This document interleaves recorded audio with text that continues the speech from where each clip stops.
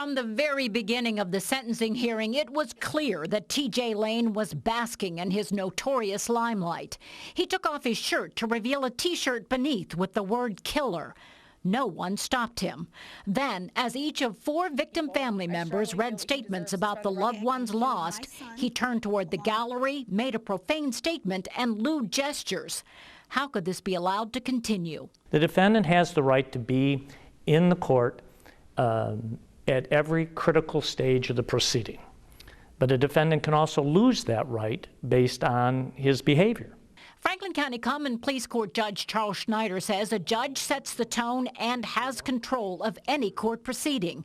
The 10th District Appellate Court and the U.S. Supreme Court give guidelines, starting with warning the defendant to stop, then removing him from the courtroom. It's even possible to have him bound and gagged.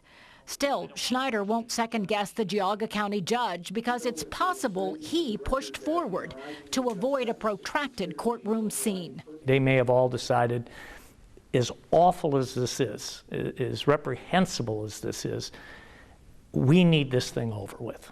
But Schneider has ordered disruptive defendants out of the room or used remote audio-video hookups because victims and families have a right to justice.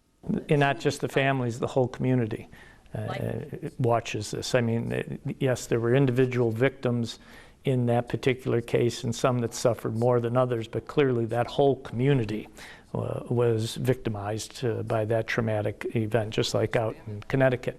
And they have to have faith in the system. All juveniles under the age of 18, and that was Roper versus Simmons.